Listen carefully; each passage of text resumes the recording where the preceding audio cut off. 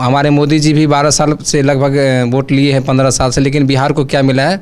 तो सिर्फ मजदूर होना चाहिए, धरातल पे काम होना चाहिए। बिहार के जो आज लाखों युवा दूसरे राज्य जा करके अपने मजदूरी के लिए परेशान हैं कि नहर में काम हो रहा है, लेकिन उसमें आज तक कभी पानी नहीं आता है और न हम लोगों का उसका कोई उपयोग हो पाता है। तो एक तरफ सुखाड़ है और एक तरफ बाढ़। बिहार में 2025 में विधानसभा का चुनाव है। एक तरफ एनडीए है, दूसरे तरफ महागठबंधन और तीसरे विकल्प के रूप में प्रशांत किशोर की पार्टी जनसुराज भी पूरी जोर आजमाइश लगाई हुई है। आज हमारे साथ जनसुराज के झंझारपुर के मजबूत जनसेवक राजकुमार कुशवाहा हैं, जो पार्टी के संभावित उम्मीदवारों की सूची में हैं। आज राजकुमार कुशवाहा हमारे साथ हैं, तो कई सारे अहम मुद्दों पे बात करेंगे, लेकिन बातचीत शुरू करेंगे मोतिहारी में देश के प्रधानमंत्री नरेंद्र मोदी के रैली से। राजकुमार कुशवाहा जी, आपने देखा होगा आज प्रधानमंत्री आए थे, बहुत कुछ उन्होंने दिया भी, 700 करोड़ के लगभग का पैकेज दिया। प्रधानमंत्री बिहार में आ रहे हैं, इसको लेकर क्या सोच? सबसे पहले तो आपके चैनल के जितने भी चाहने वाले दर्शक हैं उनको मेरा सादर नमस्कार है। मेरा नाम राजकुमार कुशवाहा हुआ और मधुबनी जिला के युवा जिलाध्यक्ष अभी हैं। रही बात बिहार की, तो सदियों से सब लोग वोट लेते हैं लेकिन कुछ मिलता नहीं है। हमारे मोदी जी भी 12 साल से लगभग वोट लिए हैं, 15 साल से, लेकिन बिहार को क्या मिला है? तो सिर्फ मजदूर वाला ट्रेन यहाँ पर बिहार में मिलता है। और मजदूर, मोदी जी कहते भी हैं कि आप लोग मजदूर बनिए और हमारे ट्रेन से आप सफ़र कीजिए और गुजरात में जा कर के रोज़गार कीजिए। तो इस तरह से सिर्फ हम लोगों को वोट लेकर के ठगा जाता है। ठीक उसी प्रकार इस बार भी जब हमारे मोदी जी झंझारपुर आए थे, तो इस बार भी उन्होंने उस मंच से एक ही घोषणा किया कि इस बार भी हम एक ट्रेन आपको दे रहे हैं और उससे आप लोग मजदूर बन के गुजरात आइए और वहाँ पर रोज़गार कीजिए और मजदूरी कीजिए। लेकिन उससे नहीं होगा। हम लोग को इस बार तीसरे विकल्प के रूप में आदरणीय प्रशांत किशोर जी के नेतृत्व में जनसुराज एक पार्टी ऐसा मिला है और लोगों को भी अब लगने लगा कि नहीं, अगर कोई धरातल की मुद्दा पर अगर बात कर रही है तो मुद्दे पे आते हैं ना। प्रधानमंत्री मोतिहारी आए हैं, जनसुराज क्या करेगा इस मुद्दे पे? चूंकि आप उस पार्टी में हैं तो आप अपना पक्ष रखेंगे, लेकिन आज प्रधानमंत्री आए थे, काफी बढ़िया भाषण भी हुआ, बिहार के लोगों के लिए बहुत कुछ उन्होंने दिया है। आपको लगता है कि बिहार की बुनियादी क्या ऐसी जरूरतें हैं जिस पर प्रधानमंत्री का ध्यान नहीं जा रहा? प्रधानमंत्री जी तो सिर्फ हमारे यहाँ से सिर्फ वोट लेते हैं। आज तक किसी मुद्दे पर उन्होंने चर्चा नहीं की। जो धरातल की हम लोग की यहाँ की सबसे बड़ी समस्या है वो है पलायन, रोजगार की समस्या। आज तक उस मुद्दे पर प्रशांत जी, आदरणीय मोदी जी ने एक बार भी बात नहीं की, चर्चा नहीं की कि हाँ बिहार में जो आज मजदूर का पलायन है, चाहे वो रोजगार का हो, चाहे स्वास्थ्य व्यवस्था की हो, चाहे शिक्षा व्यवस्था की हो, किसी पर आज तक चर्चा नहीं हुई। सिर्फ और सिर्फ हमारे मोदी जी आते हैं, यहाँ पर भाषण देते हैं और जब वो भी आते हैं चुनाव के टाइम में, चुनाव से पहले नहीं आते। जब चुनाव नज़दीक आते हैं तभी उनका जनसभा होता है और जनसभा में एक ही चीज़ होता है कि घोषणा। सिर्फ मोदी जी के मंच से सिर्फ घोषणा होती है और मोदी जी सिर्फ घोषणा करते हैं। होना क्या चाहिए?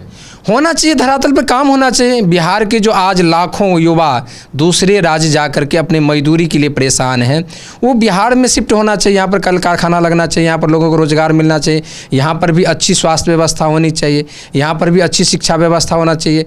जब तक हमारे यहाँ बिहार में डेवलप नहीं होगा तब तक हम लोग यहाँ रोज़गार कैसे बिहार में डेवलप होगा? जब हमारे यहाँ कल कारखाना लगेंगे, फैक्ट्रियाँ लगेगी, तभी हमारे यहाँ रोज़गार। आपको पता है ना, नहीं लग जाएगा तो हो जाएगा। कौन लगाएगा? लगाएंगे। इससे पहले आज तक कभी कोई पार्टी ने जो धरातल की मुद्दा उस पर चर्चा नहीं की। सिर्फ एक आदरणीय प्रशांत किशोर जी है जो लगातार 3 साल से गांव-गांव जा कर के लोगों की समस्या समझने का प्रयास किया। अब उसे कैसे समाधान किया जाएगा उस पर हमारे आदरणीय प्रशांत किशोर जी बात करते हैं। और पूरा बिहार में पहली बार एक ऐसा पार्टी है जो सिर्फ और सिर्फ पलायन रोजगार मुद्दे पर बात कर रही है। तो कहीं ना कहीं अगर जनस्वराज को अगर यहाँ के लोग अगर चुनते हैं, आशीर्वाद अगर देते हैं, तो बिल्कुल धरातल की जो 4-5 मुद्दे हैं उस पर काम होगा। राजकुमार कुशवाहा जी, आप मिथिलांचल के इलाके से आते हैं और मिथिलांचल में भी उस झंझारपुर से आते हैं जहां कमला और कमला बलान जैसी नदियां हैं जो बड़ी तबाही लेकर आती हैं। बाढ़ आपके यहाँ अब आने ही के कगार पर है, बाढ़ तुरंत आएगा, हर एक साल बाढ़ आता है। आपके इलाके की मुख्य समस्या क्या है? हमारे इलाके की मुख्य समस्या बाढ़ का तो है या सुखाड़ का भी है।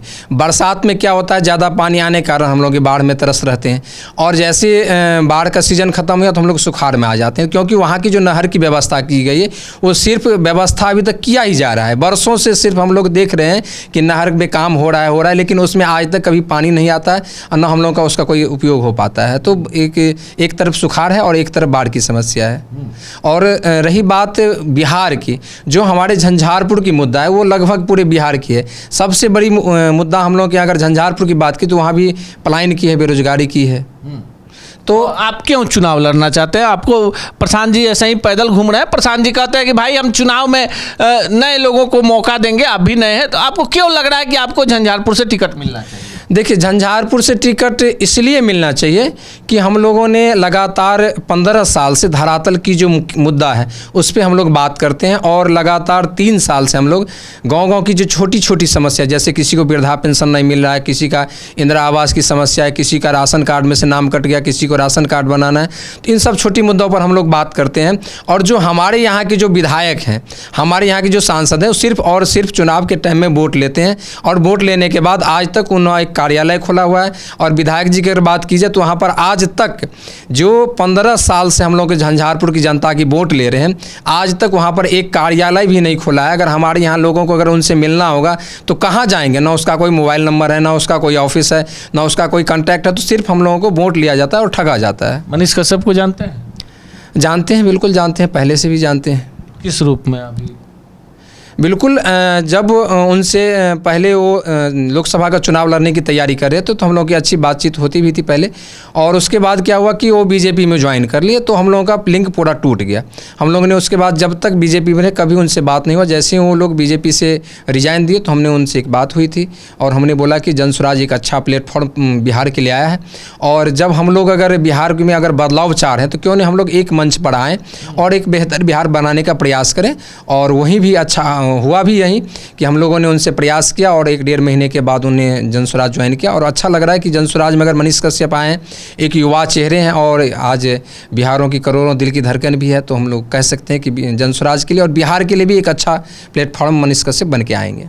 देखिए, राजकुमार कुशवाहा युवा हैं, काफ़ी उत्साहित हैं, और राजनीति को लेकर इतने ज़रूर परिपक्व हैं कि उन्हें पता है कि राजनीति कोई तावा की रोटी नहीं कि गर्मा गर्म आपको खाने के लिए मिल जाए। राजनीति में इतना इनके चेहरे के भाव को और बातों को सुनकर लग रहा है कि इनको पता है कि किसान खेत में बीज डालेगा, फिर फसल होगी, और फिर उस फसल से आटा होगा, उससे आप रोटी खाएंगे। बाकी झंझारपुर में काफ़ी बढ़िया काम करते हैं, साफ सुथरी छवि है, और जिस पार्टी में है उस पार्टी में मनीष कश्यप के आने के बाद काफ़ी उत्साहित हैं। बाकी राजकुमार कुशवाहा के बारे में आप क्या सोचते हैं, कमेंट बॉक्स में ज़रूर बताइएगा।